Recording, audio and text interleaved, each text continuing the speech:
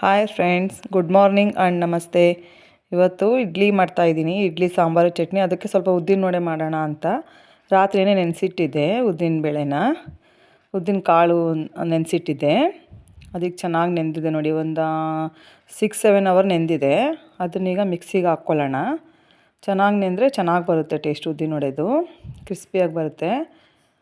ಇದನ್ನು ಮಿಕ್ಸಿಗೆ ಹಾಕ್ಕೊಂಡು ಈಗ ಮಿಕ್ಸಿ ಮಾಡ್ಕೊಂಬರೋಣ.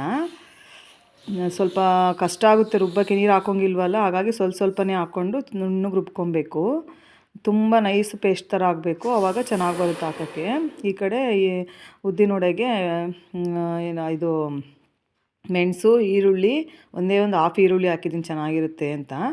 ಒಂದು ಅರ್ಧ ಈರುಳ್ಳಿ, ಮೆಣಸು ಮತ್ತು ಕರ್ಬೇವಿನ ಸೊಪ್ಪು ಎಲ್ಲನೂ ರೆಡಿ ಮಾಡಿ ಇಟ್ಕೊಂಡಿದ್ದೆ. ಅದನ್ನು ಇದಕ್ಕೆ ಹಾಕಿ ಕಲಿಸ್ಕೊಂಡಿದ್ದೀನಿ. ಉಪ್ಪು ಸಾಲ್ಟು ಎಲ್ಲ ಹಾಕ್ಬಿಟ್ಟು ಅದನ್ನು ಕಲಿಸ್ಕೊಂಡಿದ್ದೀನಿ. ಕಲಿಸ್ಕೊಂಡು ಈ ಕಡೆ ಎಣ್ಣೆ ಕಾಯಕ್ಕೆ ಇಟ್ಟಿದ್ದೆ. ಅದಕ್ಕೆ ವಡೆ ಒಂದೊಂದೇ ಹಾಕ್ತಾಯಿದ್ದೀನಿ ನೋಡಿ ಫ್ರೆಂಡ್ಸ್. ನನಗೂ ಅಷ್ಟು ಕ್ಲಿಯರಾಗಿ ಬರೋಲ್ಲ, ಬಟ್ ಬರೋಷ್ಟು ಇದರಲ್ಲಿ ಈ ಥರ ಮಾಡಿ ಹಾಕ್ತಾಯಿದ್ದೀನಿ ನೋಡಿ. ಬಟ್ ಚೆನ್ನಾಗೇ ಬಂತು. ಬೆಳಗ್ಗೆ ಹೊತ್ತು ಟೈಮ್ ಆಗೋಲ್ಲ ಫ್ರೆಂಡ್ಸ್. 7:30ಗೆಲ್ಲನೂ ನನ್ನ ಮಗ, ನಮ್ಮ ಮನೆಯವರಿಬ್ಬರೂ ರೆಡಿ ಆಗಿಬಿಡ್ತಾರೆ ಕಾಲೇಜಿಗೆ ಕೆಲಸಕ್ಕೆ ಅಂತ. ಹಾಗಾಗಿ ಬೇಗ ಗಡಿಬಿಡಿಲಿ ಮಾಡ್ತಾಯಿರ್ತೀನಿ. ಅಕಸ್ಮಾತ್ ಎಲ್ಲಾದರೂ ತಪ್ಪಾಗಿದ್ದರೆ ದಯವಿಟ್ಟು ಬೇಜಾರು ಮಾಡ್ಕೊಬೇಡಿ, ಕ್ಷಮಿಸಿ. ನೋಡಿ, ಈ ಥರ ಸ್ವಲ್ಪ ಕೈ ತ್ಯಾವ ಮಾಡಿಕೊಂಡು ಒಂದೊಂದು ಸರಿಗೂ ಕೈ ತ್ಯಾವ ಮಾಡ್ಕೊಂಡು ಈ ಥರ ಮಾಡಿದ್ರೆ ಸ್ವಲ್ಪ ಬರುತ್ತೆ ಚೆನ್ನಾಗಿ ವಡೆ. ಆದರೆ ಸ್ವಲ್ಪ ಗಟ್ಟಿಗೆ ರುಬ್ಕೋಬೇಕು. ನೋಡಿ, ಈ ಥರ ಆಗಿದೆ ಈಗ.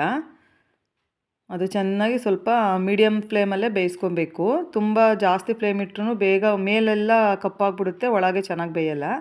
ಹಾಗಾಗಿ ಮೀಡಿಯಮ್ ಫ್ಲೇಮಲ್ಲಿ ಇಟ್ಕೊಂಡ್ರೆ ಕ್ರಿಸ್ಪಿಯಾಗಿ ಬರುತ್ತೆ.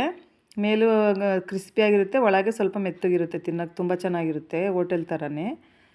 ತುಂಬ ಚೆನ್ನಾಗಿರುತ್ತೆ ಫ್ರೆಂಡ್ ಟೇಸ್ಟು. ಮಾಡಿ ನೋಡಿ ಒಂದ್ಸರಿ. ಆಲ್ಮೋಸ್ಟ್ ಎಲ್ಲರೂ ಟ್ರೈ ಮಾಡಿರ್ತೀರ, ಬಟ್ ನಾನು ಈ ಥರ ಮಾಡಿದ್ದೀನಿ. ಅಕಸ್ಮಾತ್ ಏನಾದರೂ ನೀವು ಬೇರೆ ಥರ ಮಾಡೋದಿದ್ರೆ ಕಾಮೆಂಟ್ ಮಾಡಿ. ನೋಡಿ ಫ್ರೆಂಡ್ಸ್, ರೆಡಿಯಾಗಿದೆ ಈಗ ವಡೆ. ಇದಕ್ಕೆ ಇಡ್ಲಿಗೆ ಅಂತಲೇ ಸಾಂಬಾರು ಚಟ್ನಿ ಎಲ್ಲ ಮಾಡಿದ್ನಲ್ಲ, ಅದನ್ನೇ ಇದಕ್ಕೆ ಸರ್ವ್ ಮಾಡ್ತಾಯಿದ್ದೀನಿ ಈಗ ಒಂದು ಪ್ಲೇಟಿಗೆ ಹಾಕಿ. ನೋಡಿ, ಕೆಲವೊಂದು ಚೆನ್ನಾಗಿ ಬಂದಿದೆ, ಕೆಲವೊಂದು ಶೇಪ್ ಚೆನ್ನಾಗಿ ಬಂದಿಲ್ಲ.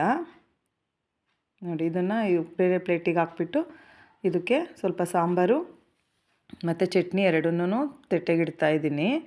ಇಡ್ಲಿ ನಾನು ತೋರಿಸಿಲ್ಲ, ಬಟ್ ಇಡ್ಲಿ ಚಟ್ನಿ ಸಾಂಬಾರೆಲ್ಲನೂ ಮಾಡಿದೆ. ಅದಕ್ಕೋಸ್ಕರನೇ ಉದ್ದಿನ ವಡೆನೂ ಮಾಡಿದೆ.